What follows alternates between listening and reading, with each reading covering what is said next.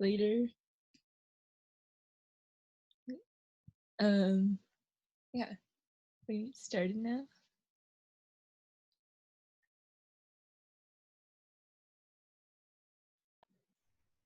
All right. Hi, everybody. I'm Tara, and I go to the Berkeley Buddhist Temple, and I use she, her pronouns. So we're going to start off with some community agreements. And so what are community agreements? These are agreed upon things that we need to make sure this space is safe for everybody to ask questions and to comment and share. And so we came up with 5, and please, you are welcome to add more in the chat, or if you have questions about these 5, you can add it in the chat, but I'm gonna quickly go through them. So the first one is one mic. So it's the idea that one person is speaking at a time to make sure we're truly listening to the person who is speaking. The next one is right thought and right view. So this is assume positive intent. So this is what we're thinking. So when someone else is speaking, to assume that they have positive intentions. This kind of leads us into our next one, which is right speech. So right speech is the idea that our words can both positively or negatively impact others. And so it's being mindful that our words have power, and owning our impact. Even if we had positive intent, they may have negatively impacted someone else. The next one is right action. So what is shared here stays here, and what is learned here leaves here. So this is the idea that some people may be sharing some stories with us today, maybe in the discussions, and that it's important to know that these stories are their stories to share and not our stories to share.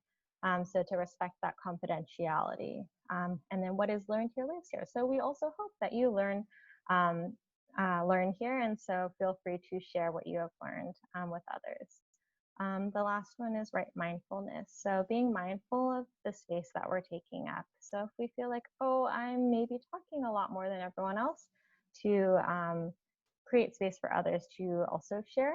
And if we're like, oh, I'm not talking that much, to take up a little bit more space and comment or ask questions. So again, feel free to put in the chat if you have questions or if you'd like to add anything. And before we get started, one last thing is if you could please enter in the chat your name, your pronouns, and either a temple you're affiliated with or maybe the general geographic area that you're coming from. We'd love to see who is here today with us. So thank you again for joining us, and turning it back to Marissa. Yeah, sorry, I forgot to introduce myself, but my name is Marissa, and I'm from Sacramento, Betsuan, but right now I go to Seattle University.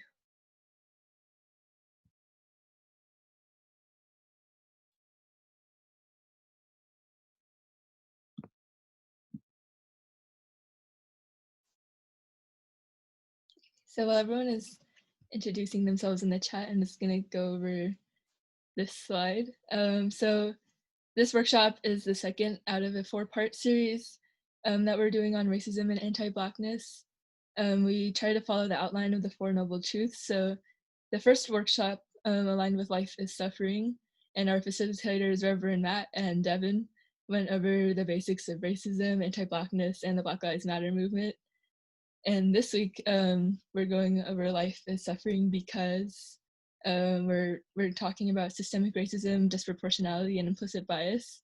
And then the next 2 workshops will be going over how do we stop suffering and follow the Eightfold Path, which will be more on explanations behind defunding the police, affirmative action, reparations, and abolitionist theory, as well as more concrete action steps we can take as a community to support the Black Lives Matter movement.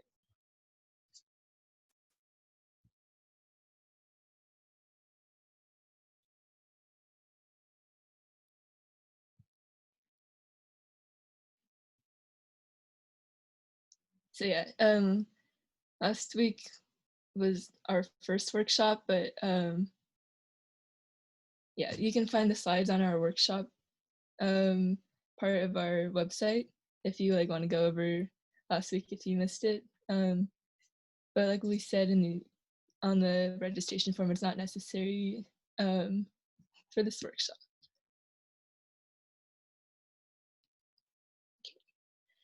So I'm going to be focusing on systemic racism. Systemic racism is a system in which public policies, institutional practices, cultural representations, and other norms work in various, often reinforcing ways to perpetuate racial group inequality. It identifies dimensions of our history and culture that have allowed privileges associated with whiteness and disadvantages associated with color to endure and adapt over time. Structural racism is not something that a few people or institutions choose to practice. Instead, it has been a feature of the social, economic, and political systems in which we all exist. While fewer people may consider themselves racist, racism itself persists in our schools, offices, court system, police departments, and elsewhere. Systematic or systemic racism manifests itself in multiple facets of society, including the judicial system, the national and global economies, policing, the education system, religion, and popular culture. Individual racism, on the other hand, refers to the beliefs, attitudes, and actions of individuals that support or perpetuate racism in conscious and unconscious ways. Some examples include telling a racist joke, believing in the inherent superiority of white people over the other racial groups, or not hiring a person of color because of their skin tone. Individual racism at the conscious level is having an acknowledged prejudice against people of color. The US cultural narrative about racism typically focuses on individual racism and fails to recognize systemic racism. The foundation of the system as it exists in the United States was laid down by the transatlantic slave trade, in which Black African people were stolen from Africa by European colonizers to work as slaves. Slaves worked in mines, rice fields, or construction on plantations. Their labor would be used to produce commodities that were later sold in international markets for profit, which helped create modern global capitalism. Slavery was protected by robust political and legal systems that designated slaves as property to be bought and sold rather than as human beings. The system curtailed the rights of all African Americans, including those who were not enslaved. Slaves were brutally treated with torture, lynchings, whippings, rape, and other forms of cruelty inflicted upon them. This created a system of racial hierarchy that put whites on top and Blacks, both free and enslaved, on the bottom. So next, I'll be going into more specific types of systemic or institutional racism. The first one is the wealth gap. So slavery transferred wealth from Black labor to white property owners because African slaves were not paid for their work. For centuries, slavery allowed whites, including those who did not own slaves, to amass wealth for their communities, while Blacks were politically and economically oppressed, which is how the American economy was built. The Capitol and the White House were both built by slaves. This laid the foundation for a massive wealth gap between Blacks and whites that persisted to this day, more than a century and a half after slavery's demise. A 2013 study by the Urban Institute found that in 2010, white families' average wealth was $632,000, while Black families was only $98,000. Black families, regardless of income, are significantly less wealthy than white families. The Pew Research Center estimates that white households are worth roughly 20 times as much as Black households, and that whereas only 15% of white people have zero or negative wealth, more than a third of Black people do. Effectively, the Black family in America is working without a safety net. Redlining, gentrification, discriminatory lending practices, no access to credit, low incomes, and the recent recession have all prevented and continue to prevent African Americans from accumulating wealth in their communities. When financial calamity strikes, such as a medical emergency, divorce, or job loss, the fall is precipitous without a safety net. The next one is housing discrimination and redlining. So disparities in home ownership are a major driver of the racial wealth gap. The practices I just listed have blocked the home ownership path for African Americans while creating and reinforcing communities segregated by race. Decades of racist housing policies by the American government, along with decades of racist housing practices by American businesses, have conspired to concentrate African Americans in the same neighborhoods. Existing Black neighborhoods were aligned as unsafe and thus ineligible for financing. For prospective property owners, this was terrible. Absent cash on hand, there was no way to afford a home or a business in your area. What's more, Blacks were all but barred from entering white neighborhoods, if not by restricted racial covenants, which forbid property sales to African Americans and other minorities than by violence and intimidation. In Chicago, for instance, anti-Black racists were a regular part of public life. And then redlining is the practice of denying or making it difficult for residents in poor non-white communities to receive financial services like getting a mortgage or insurance or borrowing money, or increasing the cost for residents in a defined geographical area. It was almost exclusively a tool to force Black people and other minorities into particular geographic areas. The practice began with the National Housing Act of 1934, which established the Federal Housing Administration as well as the Federal Home Loan Bank Board.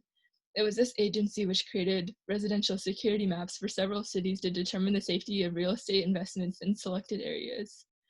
Redlining forced Black people into particular areas and then starved those areas of affordable capital, combined with widespread job discrimination, which barred Black people from public employment and forced them into low-wage labor. You had neighborhoods that were impoverished by design.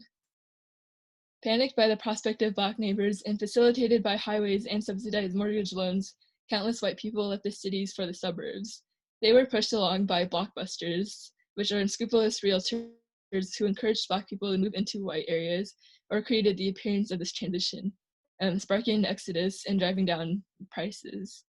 Once completed, more respectable realtors converted the homes and apartments into multifamily dwellings, cramming large groups into row houses meant for a handful of people. Blockbusting inspired tremendous violence and anti-Black sentiment, especially from working-class white people who were often outbid by Blacks but couldn't afford suburban housing outside of the city. What's more, it, along with contract buying and the destruction of the tax base, helped create the perception that Black people were responsible for the deterioration of a neighborhood. Public housing projects, for instance, were placed in these segregated, depressed neighborhoods as a compromise with conservatives who opposed them outright. This, in turn, ensured concentrated poverty and all its attendant problems, as well as bad schools and poor public services.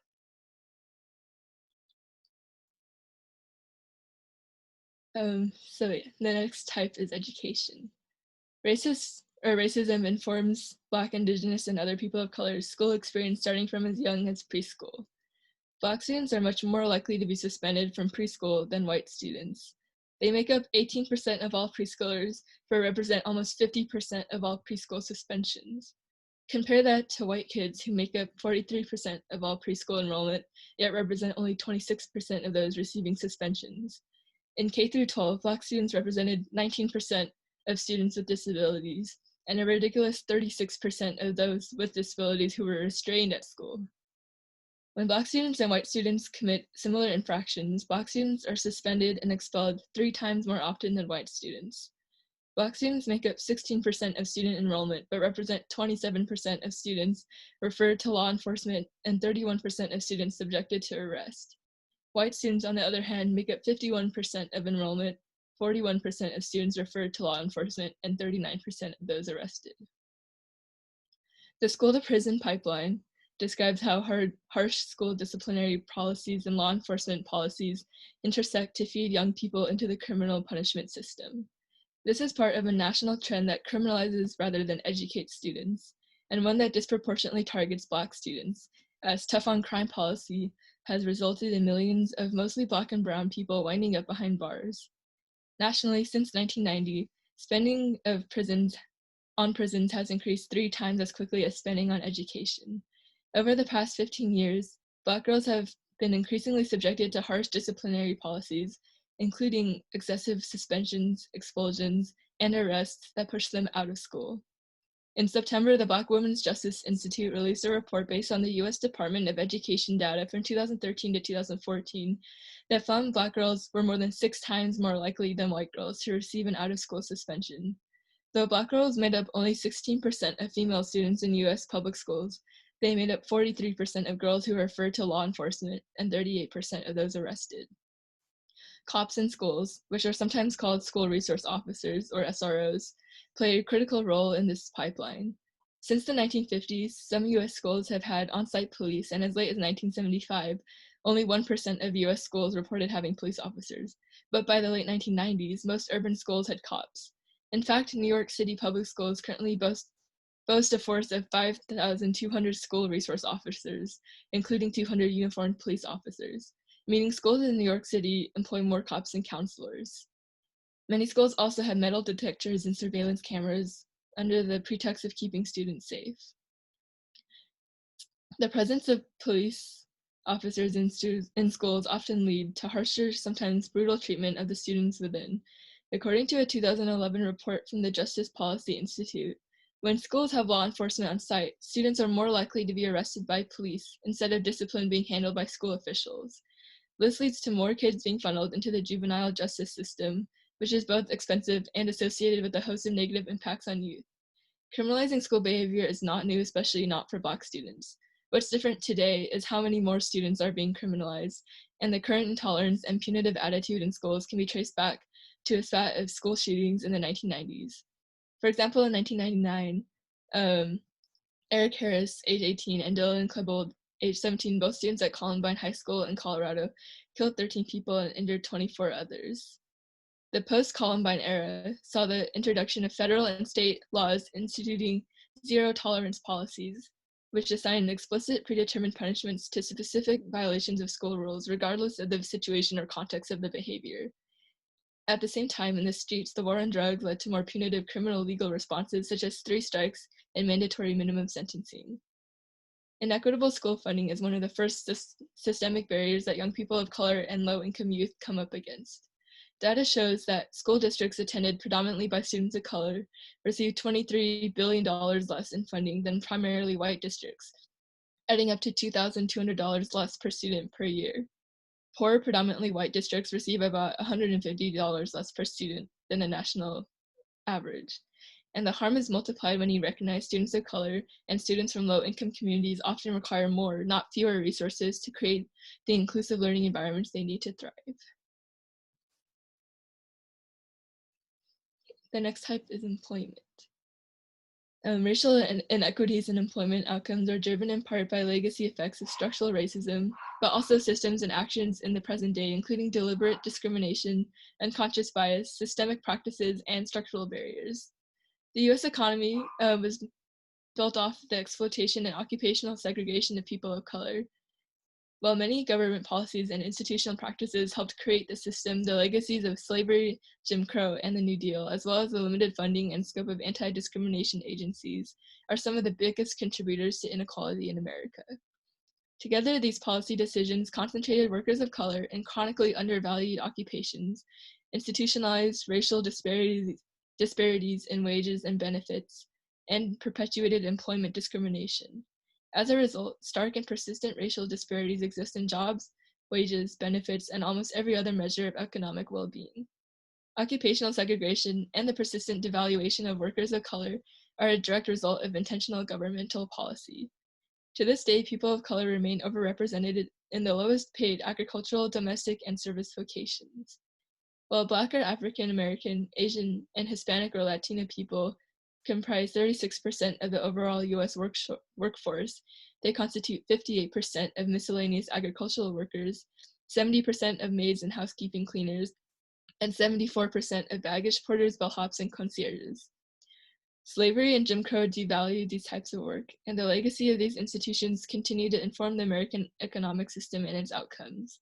Today, the median US wage is $18.58 per hour.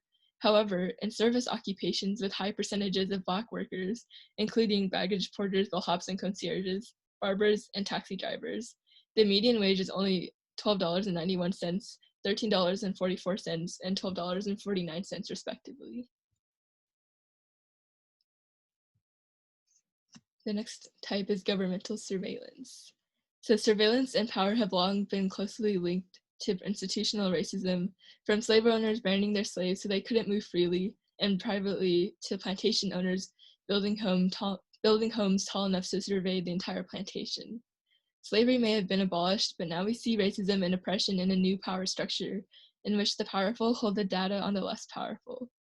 Late last year, the federal government released its own damning report on bias issues in face recognition algorithms, finding that the systems generally work best on middle-aged white men's faces and not so well for people of color, women, children, or the elderly. The federal government study concluded the rates of error tended to be highest for Black women. These error-prone, racially biased algorithms can have devastating impacts for people of color. For example, many police departments use face recognition technology to identify suspects and make arrests. One false match can lead to a wrongful arrest, a lengthy detention, and even deadly police violence. Second, police in many jurisdictions in the US use mugshot databases to identify people with face recognition algorithms. But using mugshot databases for face recognition recycles racial bias from the past, supercharging that bias with 21st century surveillance technology. Across the US, Black people face arrest for a variety of crimes at far higher rates than white people. Take cannabis arrests for just one example. Cannabis use rates are about the same for white and Black people, but Black people are nearly 4 times more likely to be arrested for marijuana possession than white people. Each time someone is arrested, police take a mugshot and store that image in a database alongside that person's name and other personal information. Since Black people are more likely to be arrested than white people for minor crimes like cannabis possession, their faces and personal data are more likely to be in mugshot databases. Therefore, the use of face recognition technology tied into mugshot databases exacerbates racism in a criminal legal system that already disproportionately polices and criminalizes Black people. Third, even if the algorithms are equally accurate across race, and even if the government uses driver's license databases instead of mugshot systems, government use of face surveillance technology will still be racist. That's because the entire system is racist. Black people face overwhelming disparities at every single stage of the criminal punishment system, from street-level surveillance and profiling all the way through to sentencing and conditions of confinement. Surveillance of Black people in the US has a pernicious and largely unaddressed history, beginning during the antebellum era. Take the 18th century lantern laws, for example. Lantern laws were 18th century laws in New York City that demanded that Black, mixed race, and indigenous enslaved people carried candle lanterns with them if they walked around the city after sunset and not in the company of a white person. The law prescribed various punishments for those who didn't carry this supervisory device. Today, police surveillance cameras, which are disproportionately installed in Black and brown neighborhoods, keep a constant watch. The white supremacist, anti-Black history of surveillance and tracking in the United States persists into the present. It merely manifests differently, justified by the government using different excuses. Today, those excuses generally fall into 2 categories: spying that targets political speech, too often conflated with terrorism, and spying that targets people suspected of drug or gang involvement.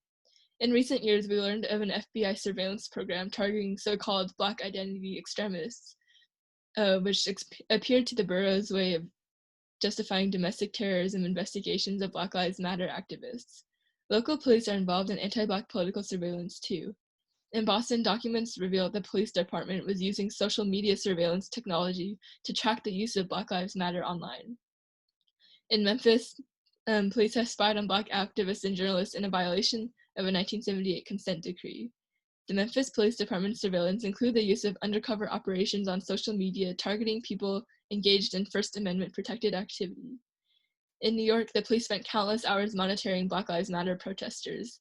And in Chicago, activists suspect the police used a powerful cell phone spying device to track protesters speaking out against harassment of Black people. The war on drugs, which I'll get into in a bit, and gangs are the other primary justification for surveillance programs that overwhelmingly target Black and brown people in the US. From wiretaps to sneak and peek warrants, the most invasive forms of authorized government surveillance are typically deployed not to fight terrorism or investigate violent criminal conspiracies like murder or kidnapping, but rather to prosecute people for drug offenses. The next type is incarceration.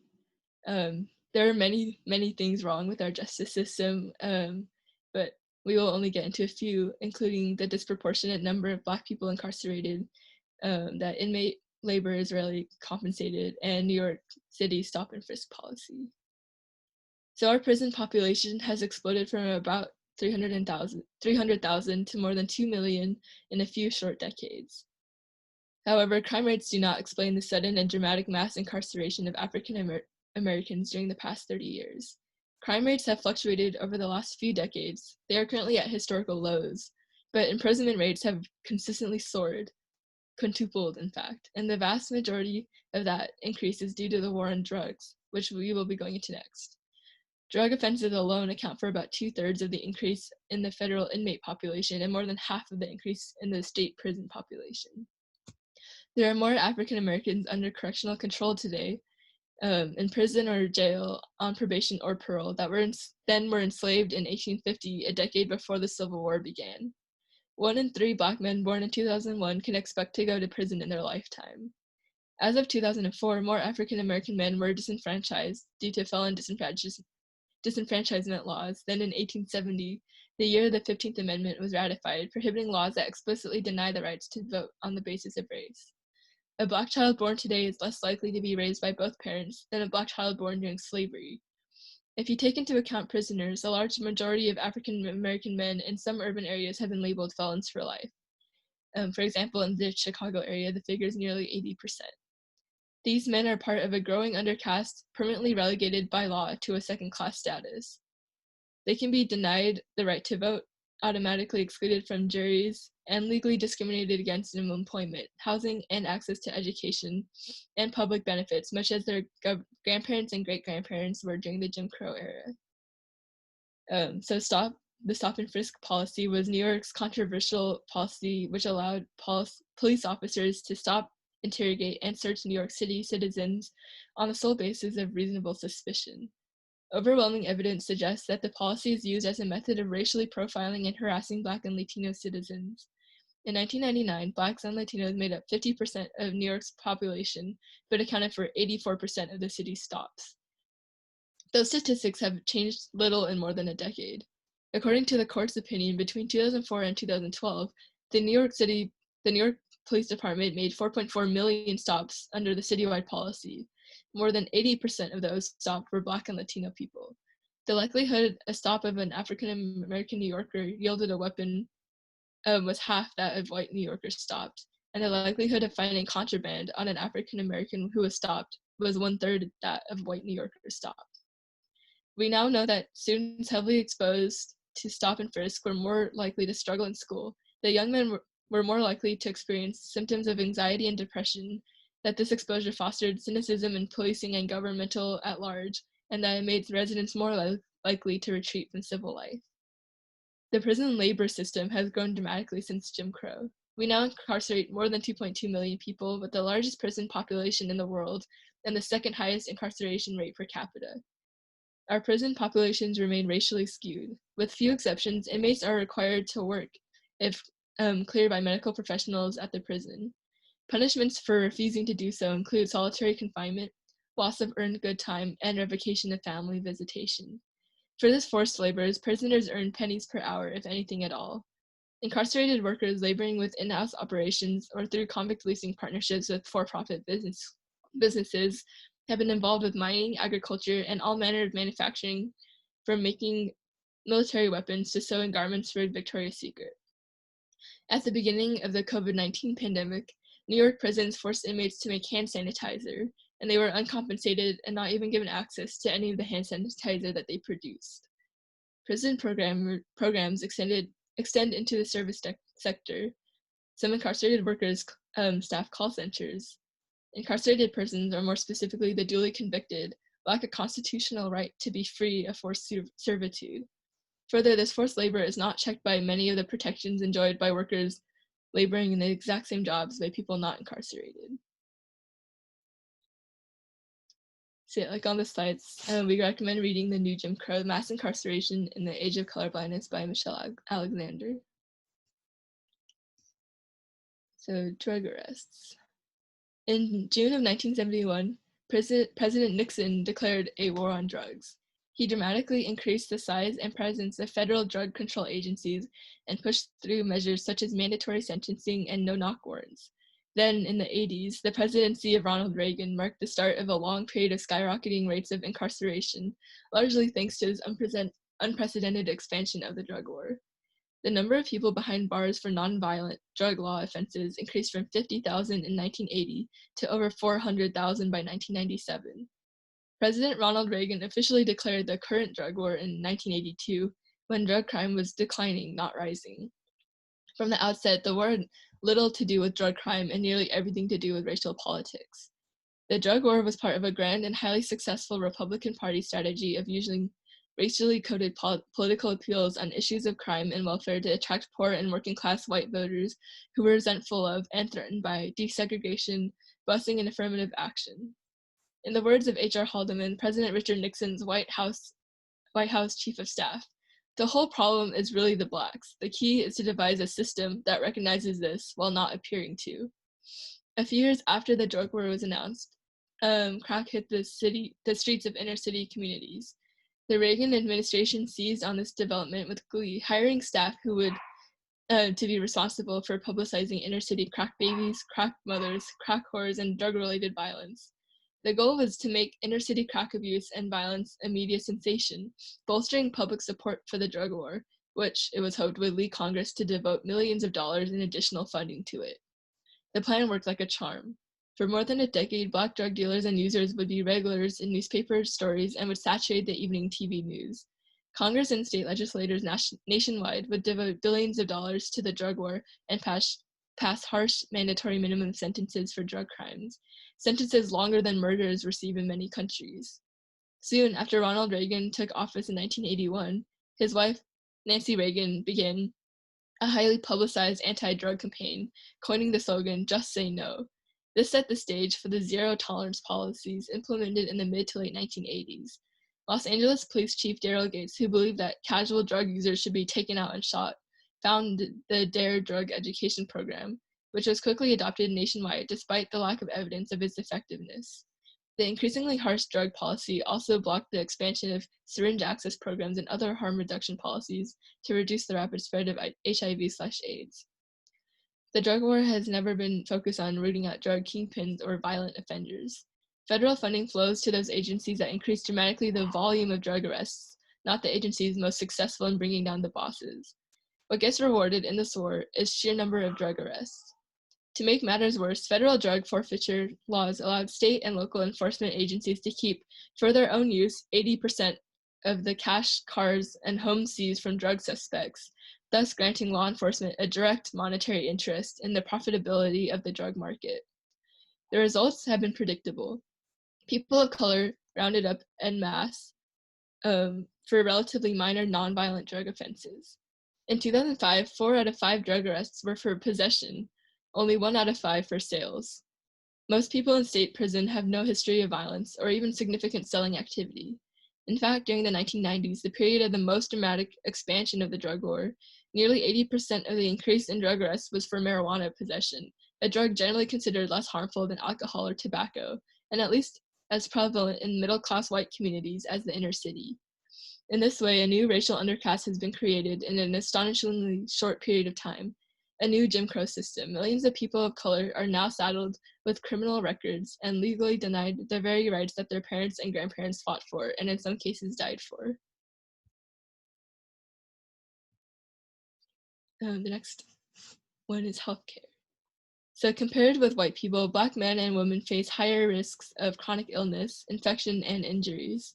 Taken together, the average lifespan for African Americans is 6 years less compared with white people.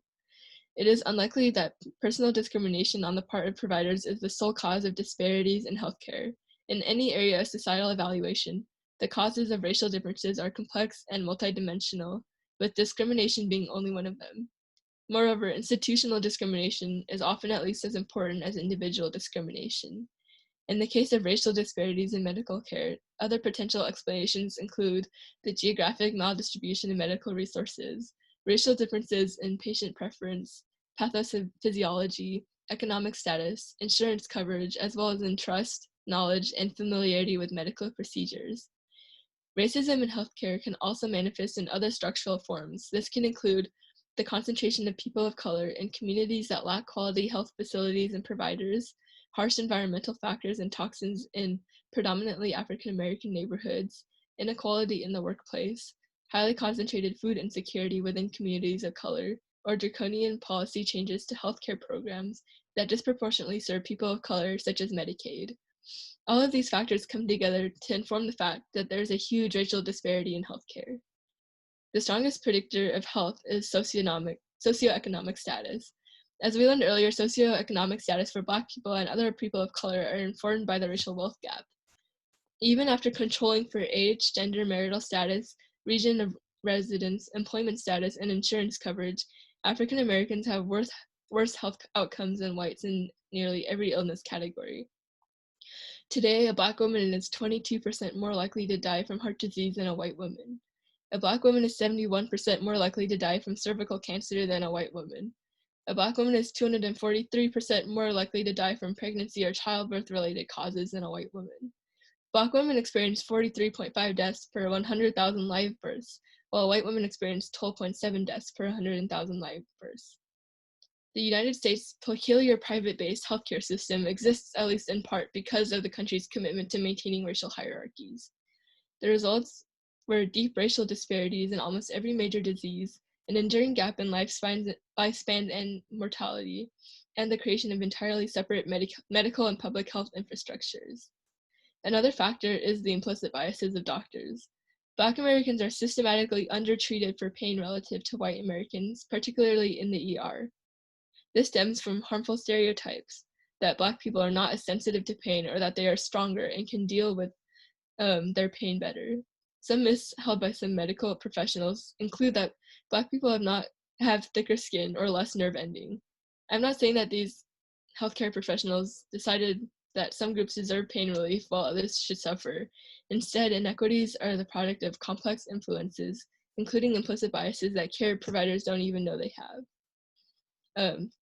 So for infant mortality, even though America's infant mortality has gone way down in the last 50 years, Black babies are still almost 2.5 times more likely to die before reaching their first birthday.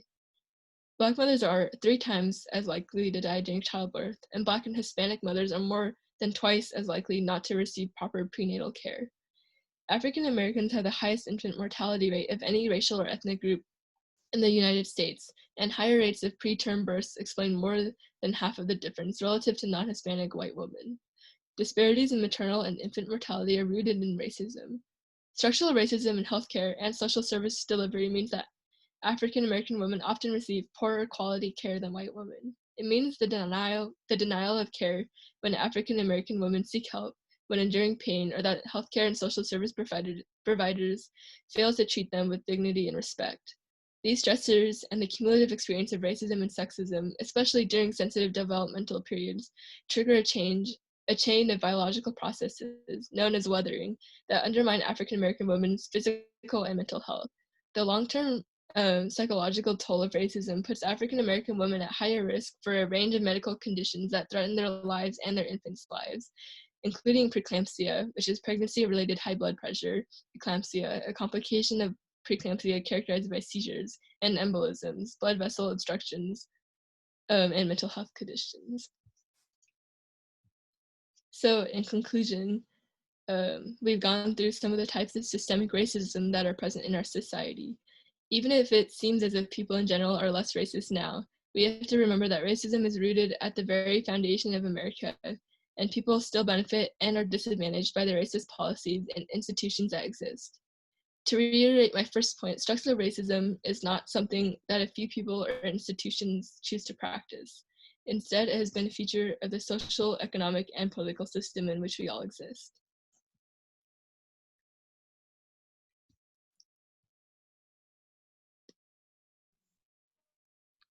All right, so thank you, Marissa. That was a lot of really great information. And before we head into discussion, we wanted to really quickly just debunk a few of the myths that we've heard about.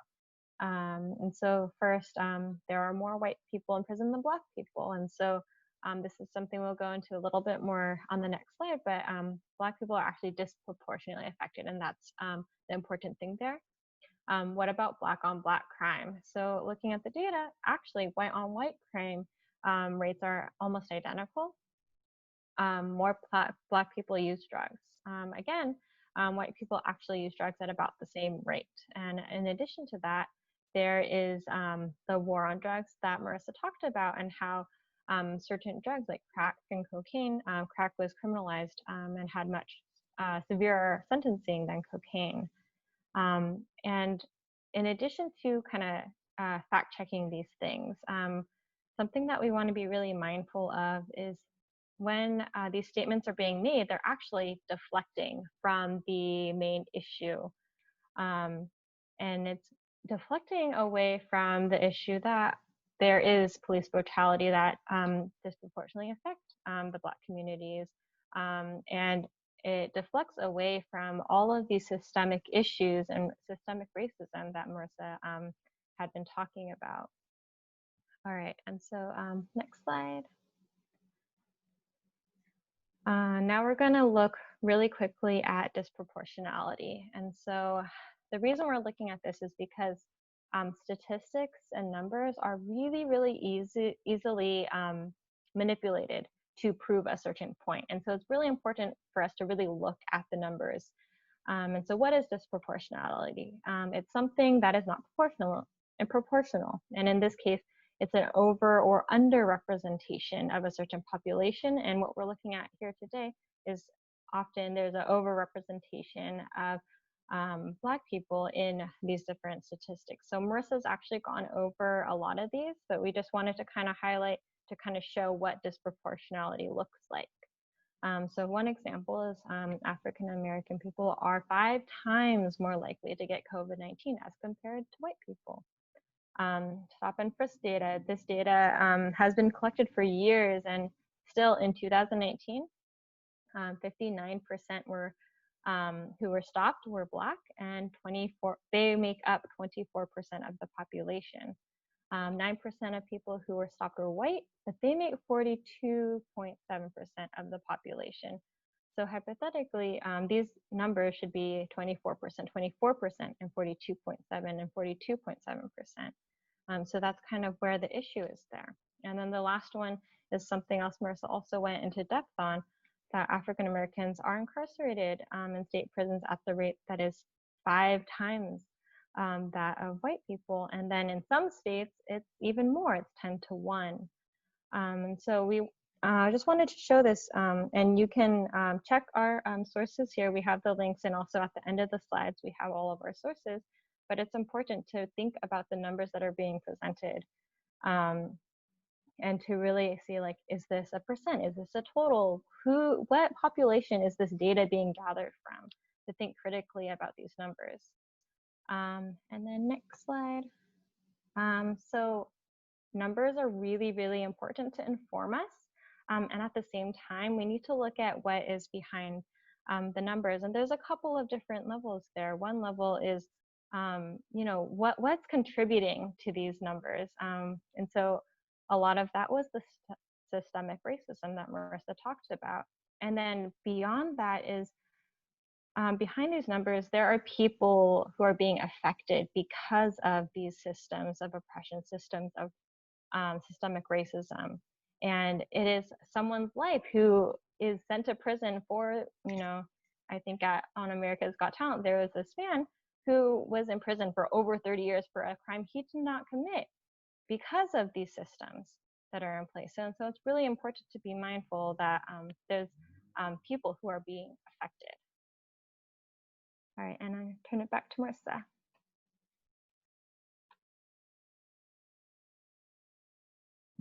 Yeah, so we're gonna go into discussions now, but before we do, we wanted to quickly remind everyone that this is a safe space.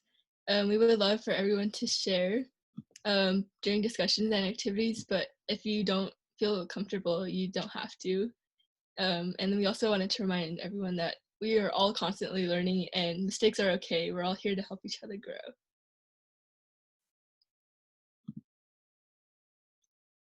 grow. Yeah, so for our first discussion, we're gonna have about 20 to 25 minutes. And we just wanted to talk, because I know I gave a lot of information. There's a lot to unpack. So some of the questions we just came up with, you guys can talk about whatever you want, but Summer, is there anything new you learned? Other examples of systemic oppression can you think of in your life or on the news? Are there any instances that you notice where someone is being treated differently because of their skin color? And what does this tell us? So I think we'll go into breakout rooms now.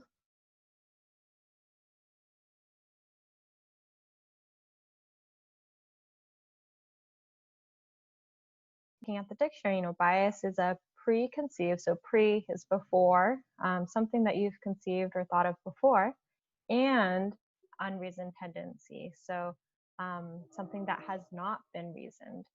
And so now let's add in implicit. So what is implicit bias? And so actually this quote is something Marissa had put in when we were working on this presentation. Thoughts about people you didn't know you had. And so that implicit part really gets to the internal part of bias, what we can't see. And so this little diagram here is kind of shows we all live our lives, we have experiences, we have media, television, Facebook, news, our friends, even our schools, our family, and our culture. All these things kind of shape the way that we see the world. It's kind of like putting on a pair of like sunglasses. Here's our experiences, here's our culture, and all these things lead to what's called automatic thoughts or automatic associations. So this is something that our brain does.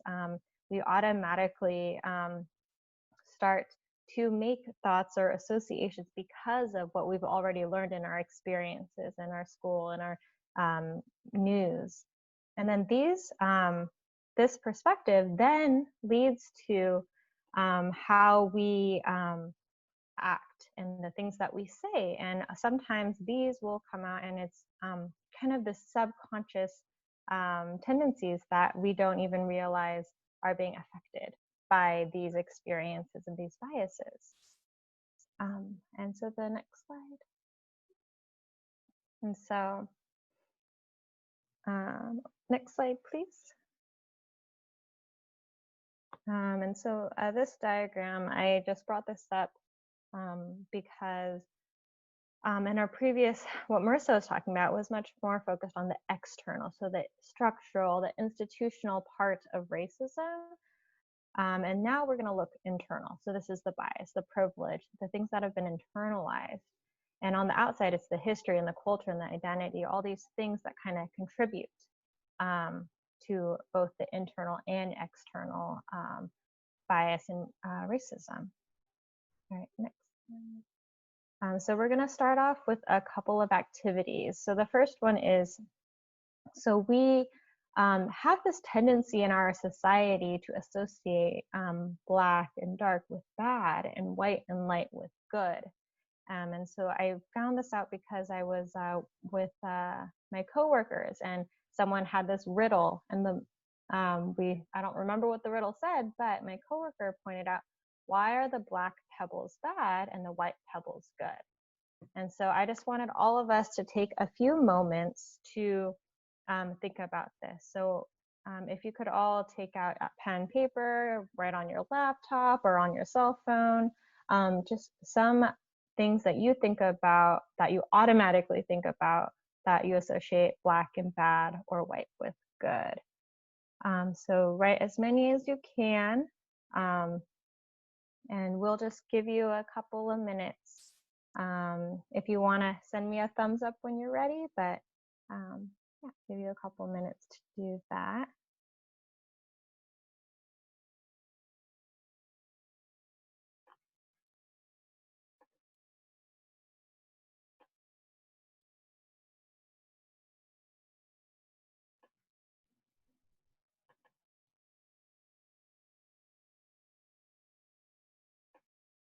Oops.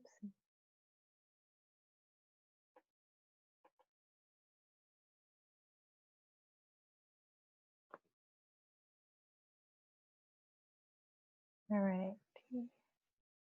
And so typically, if we were in person, I would ask people to share. So after you've thought of some of these, feel free to add it, send it in the chat if you would like to share. And we're going to look at our next slide. And so these are just a few that I had come up with. So, you know, generally we think about darkness with bad, light with good. You know, when we go to a funeral, we wear Black, and funerals are associated with kind of sad and death. Weddings are generally more happy, and bride wears a white dress. In Star Wars, Darth Vader wore black, he's the bad guy, and Luke Skywalker wore white, and he was the good guy. In Harry Potter, dark magic was the bad magic.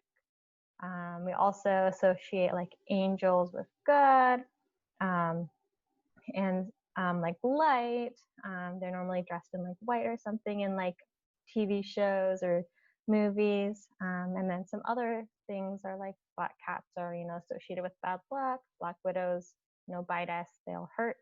They're poisonous. Blacklist, things that we can't, that we aren't supposed to have. So like a blacklist of books, you can't read those books. Yeah. And so thank you everyone for sharing. So the next step is then to interrupt these thoughts, question them.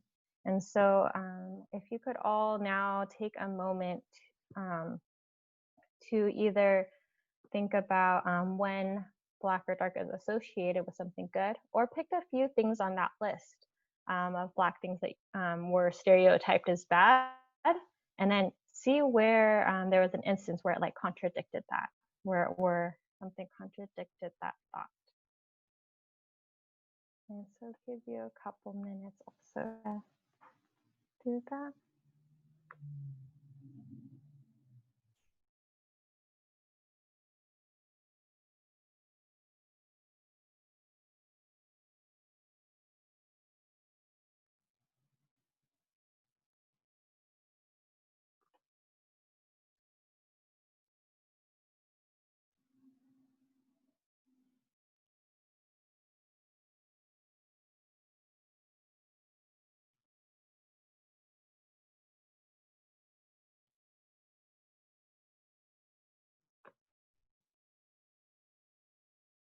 Alrighty.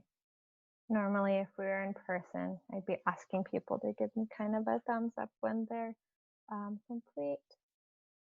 Thank you, Jeremy and Anna, for sharing. Nika, thank you. Alrighty. And so let's see, Jeremy shared in Chinese culture, light skin was often associated with wealth. And then because you wouldn't be working outside. And if you're working outside, you're darker. Anna shared darker the berry, sweeter the juice. Miko shared black power is used by many as something that is scary or intimidating when it actually signifies reclaiming a culture and identity, free expression and racial justice. Kylo Ren, Star Wars. Tanning, Black Lives Matter, Black Panthers represent the civil rights movement. All right, thank you everybody for sharing. And thank you to Dow for correcting me. Luke Skywalker wore black in The Return of the Jedi. All right. So going, these are a couple other things that I had also thought of. We have superheroes like Batman and Black Panther who are good. Brown rice and wheat bread are healthier for you as in comparison to white rice or white bread. Most people like chocolate, so I put that in there. I thought black lights kind of make things look cool. And for Black Friday, I know a lot of us might associate Black Friday with kind of more negative things now, but being in the black also means being in the positive money-wise.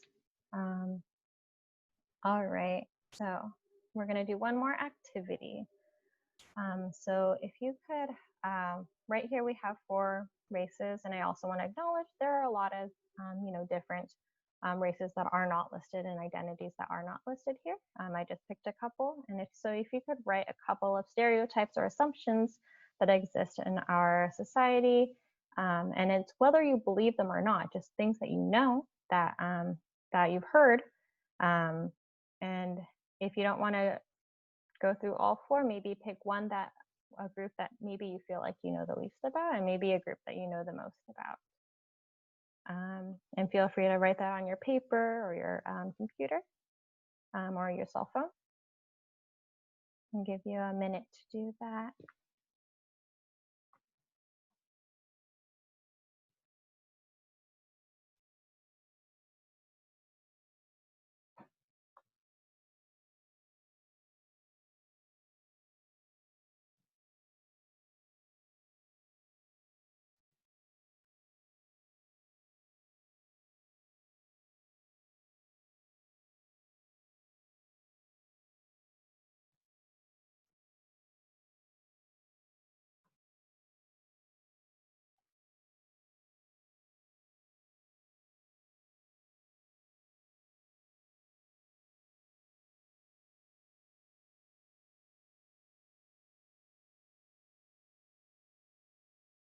And yeah, if you would like to share in the chat, also feel free.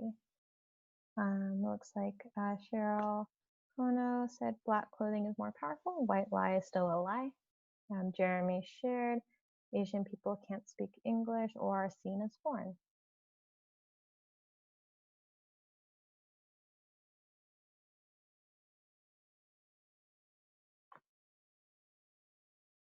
And Allison shared Black people are seen as uneducated, cause crime. White are educated and associated with wealth.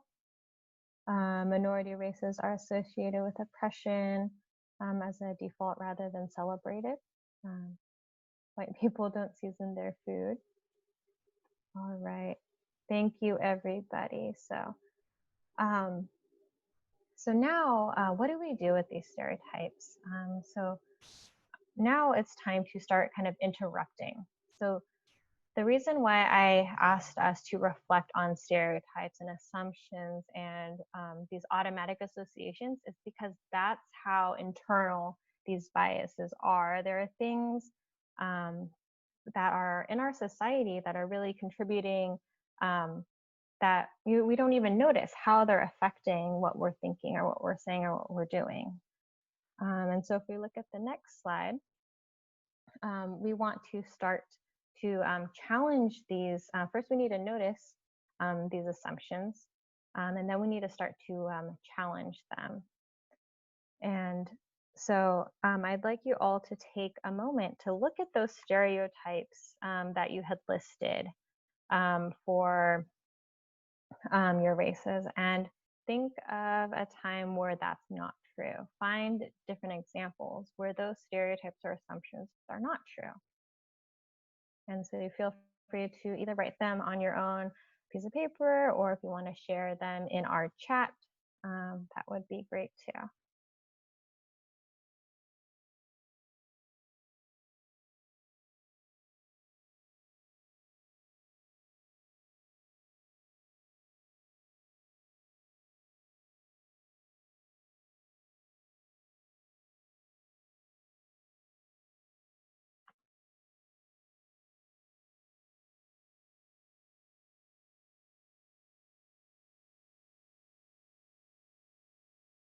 All right.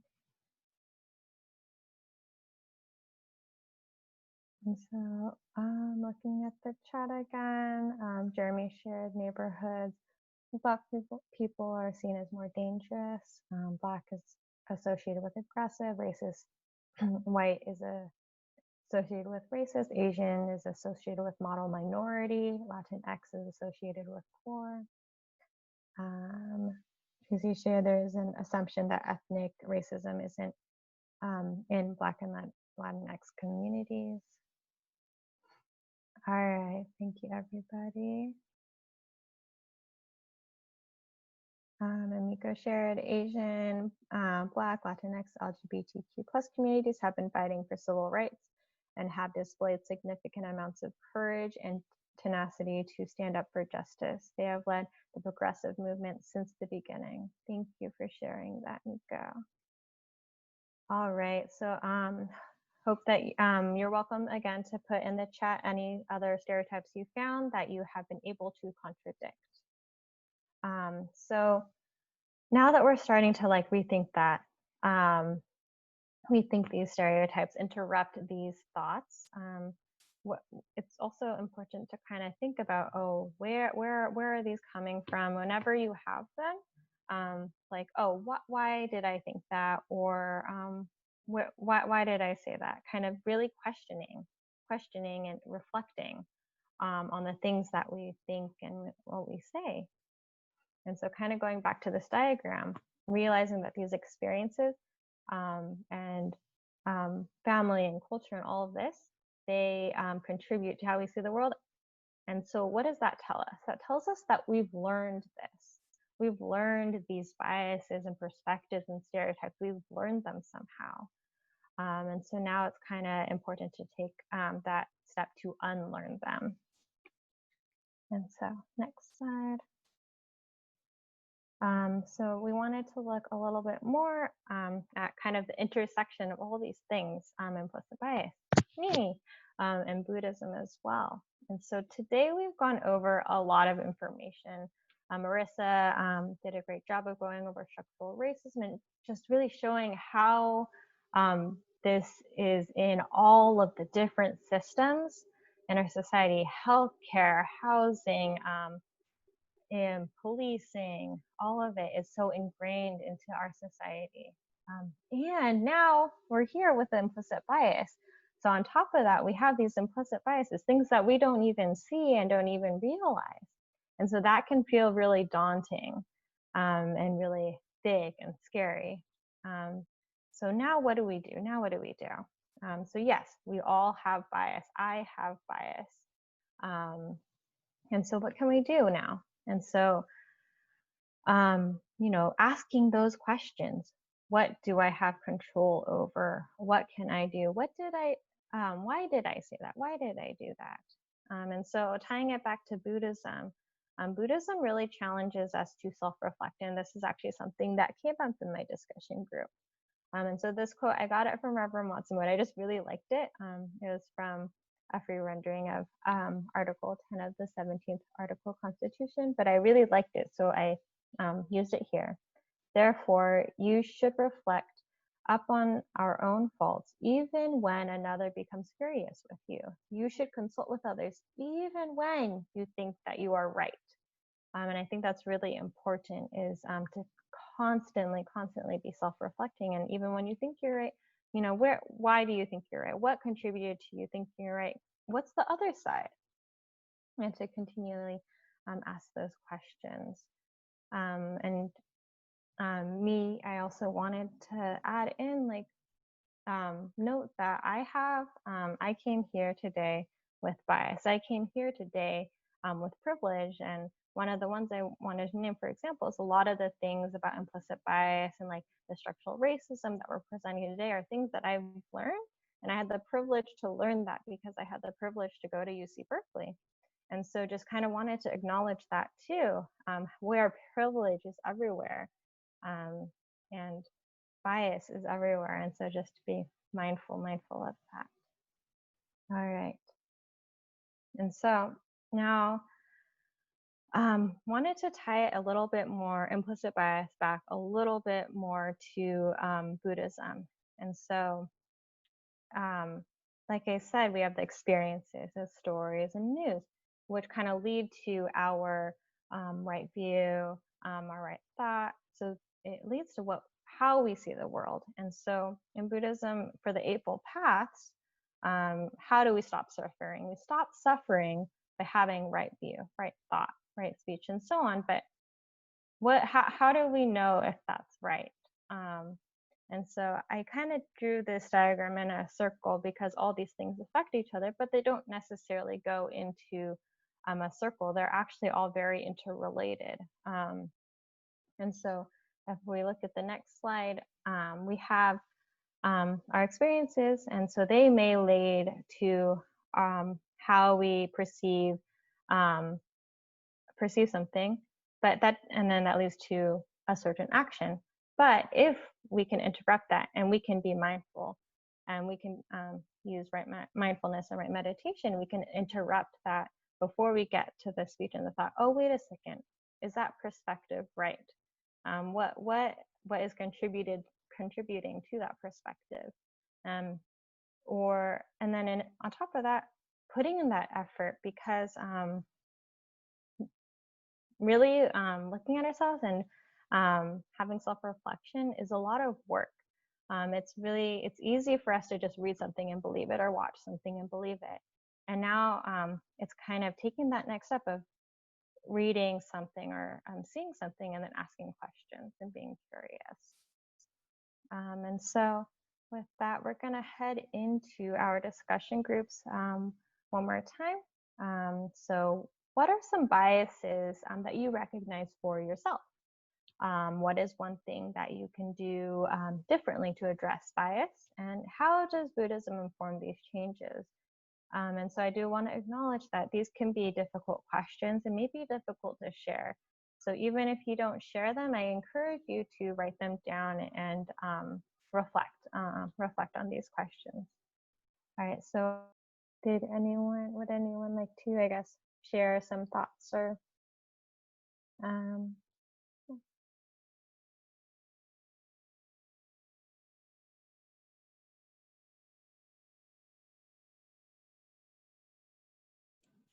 I'll just say that I'm Cheryl. I just thought that this, especially the section, you guys gave so much wonderful information, but the section on implicit bias, it was really deep. And it's like, I think it's so important that we self-reflect. I mean, as Buddhists, that's what we do, right? Self-reflect. When we gain awareness, we're able to better clearly understand, not only ourselves, but others. And then I just wanted to share this one thing. So I feel like the foundation of understanding oppression and racism and how to combat that, Buddhism is so helpful.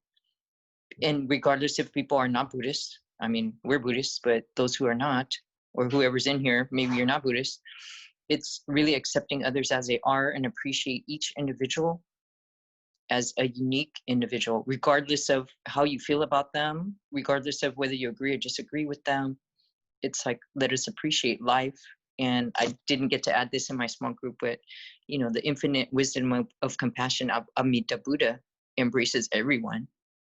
And Amida Buddha is the philosophy regarding, the full embracement with any Buddha or Bodhisattva has been, don't leave anyone behind until everyone is saved.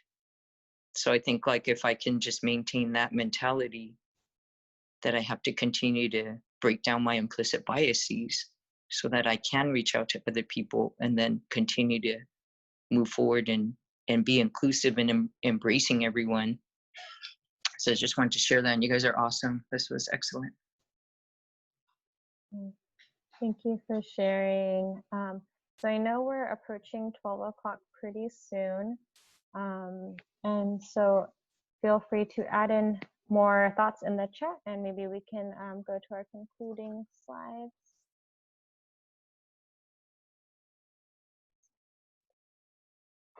Alrighty. And so we just kind of wanted to close. I wanted to be respectful of everyone's time. So if you need to go, I totally understand. So just with a couple of next steps for what can we do after this, because this really should be the start of the conversation, the beginning, and we hope to continue this.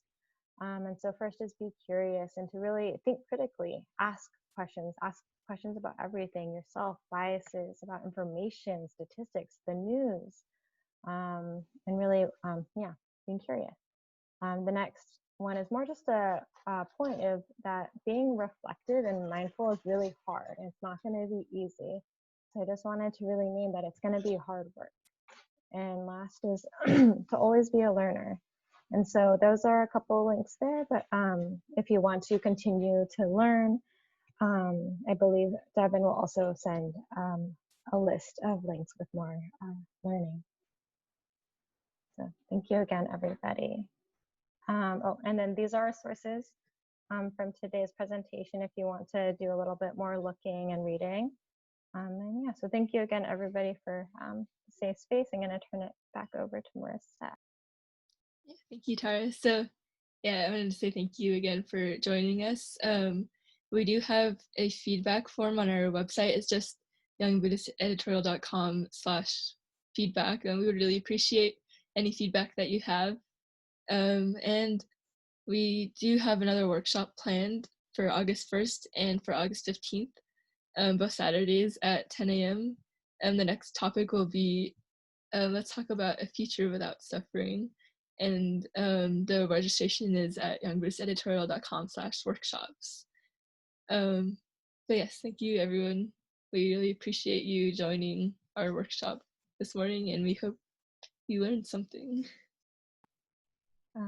So we can close with Gasho.